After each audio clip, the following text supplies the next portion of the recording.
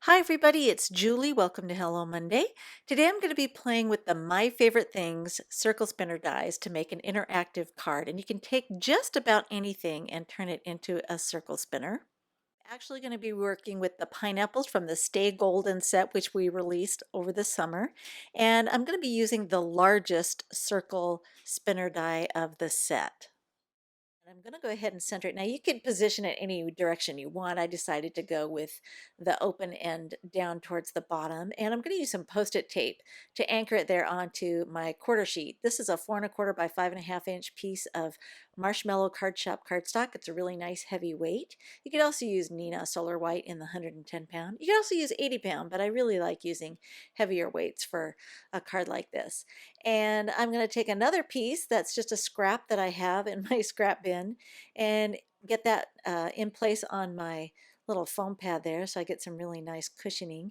And I'm going to ink up first with some pigment ink. Now this is Mama Elephant Bubblegum Pink, and I'm going to start with the lightest color first, and once I've got that on there I can go ahead and come in with Avery L's Strawberry Pigment Ink. This is a very similar formula to the Mama Elephant inks, and I'm going to use a little sponge dauber, just put that on the tip of my finger there to ink up, and then I can go ahead and apply that strawberry ink to the edges of my pineapple here just to give it some really neat depth and shading, so it's not just a flat pink.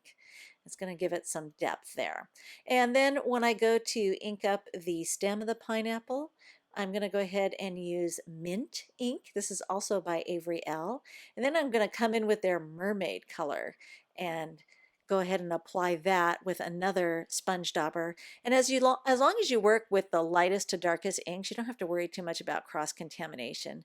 The sponge dauber will pick up a little bit of the lighter mint color, but I'm not too worried about it because I keep picking up ink with that sponge dauber at the very edge or the corners of my ink pad. So if it does get cross contaminated, I can just take a paper towel and blot away the color that got in there, and I'm good to go. So now I'm just going to wipe away a little bit of the excess that got there on the block. And once I'm sure that that's all clean, because if I rock a little bit, I don't want to transfer any ink from the edges of the block onto my cardstock. I guess I didn't need to worry about it because I'm cutting it out anyway, but it's just kind of a habit of mine to clean that up before I stamp.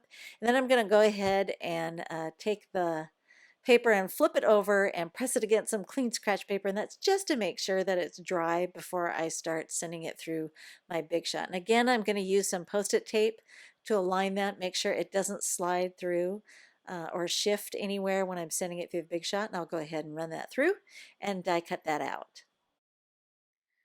Now I'm going to set the pineapple aside because I do need to keep working here on the front part of my card so that all the pieces are going to fit together nicely. So one thing I wanted to do was put a sentiment in the center of that circle channel. So I'm going to use that same mermaid ink and ink up "Hey Sweet Thing," and that's going to go right there in the middle of the channel. So once I've got some good application of ink, I can go ahead and press that down. And people have asked what I'm using there underneath, but sometimes I find that I get better impressions with clear stamps, especially with solid images, if I have a little bit of cushion underneath. So I have a thin piece of fun foam I've clipped to a little mini clipboard. It's very portable and I can take it with me when I'm traveling with my stamps. So anyway, that's what that is. Now I'm going to take a little tiny flower from the Stay Golden set and ink that up with the bubblegum pink ink that I used previously. This is by Mama Elephant.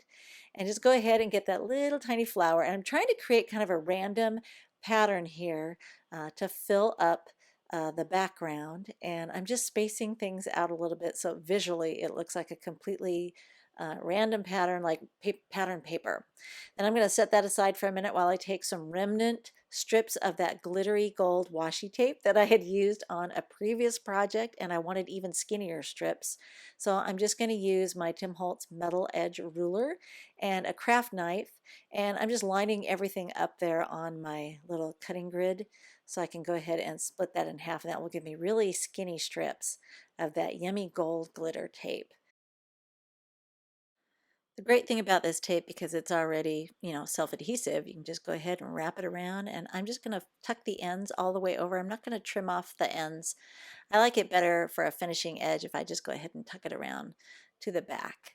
So I'm just going to go ahead and play around with this. I've contemplated putting 3 strips of it, but it just seemed to look the best with 2, so I went ahead and just used the 2, and I set aside the other piece of tape for future use. So now I'm going to take my pineapple. It's time to start building the mechanism that's actually going to go spinning around. And for this, you're going to need a little penny, and you're going to need a circular disc. Now, I have those My Favorite Things circular spinner discs, but I just moved. Some of you may be aware of that, and I've misplaced them during the move and I could not find them. So I had these little pop dots that are about the same size and I've had them forever. So I just grabbed those self-adhesive pop dots and decided that would suffice. So I'm going to go ahead and remove the liner paper from the back side to get it mounted to the penny, and then I'll go ahead and remove the other one and mount it to the back side of my pineapple. Now the pineapple is not completely um, it's not like a square shape. It's kind of elongated, of course, because it has the crown there at the top. So you kind of have to be careful where you position the penny. You don't want the penny to be seen, but at the same time, if you mount it too far up or too far down, your pineapple is going to spin kind of wonky. And so you do want to keep that in mind, depending on the size and the shape of what it is you're trying to spin around. You know what I'm saying? Okay. So now, in order to allow this thing to spin freely on the back side, I need to add more foam mounting tape.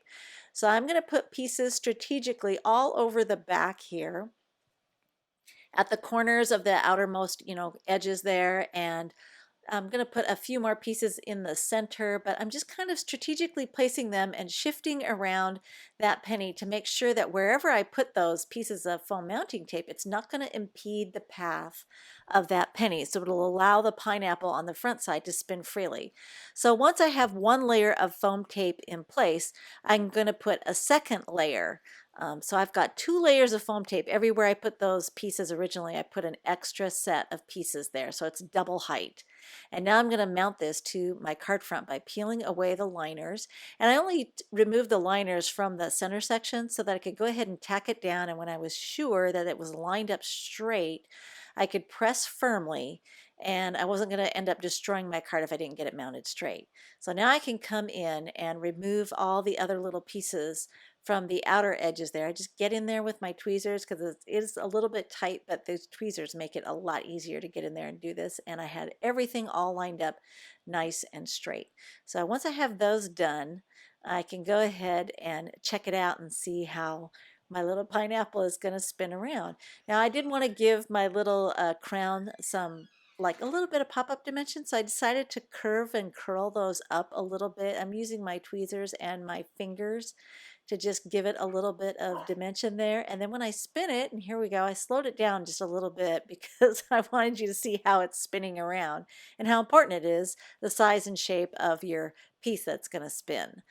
So now that we're sure that after testing it, it's working and properly functioning, we're going to go ahead and add some finishing touches. I wanted to use a little bit of Stickles glitter glue. This is that fun neon flamingo color. I'm kind of into the pinks lately, aren't I? So I went ahead and added a little bit more there to the centers of the flowers, but I just wanted my pineapple to sparkle. And I even added some Stickles in the mint color to the crown there at the very, very end. I think I did that off camera, but I love the way it looked. And here you can see a detail of my pineapple and what the channel looks like.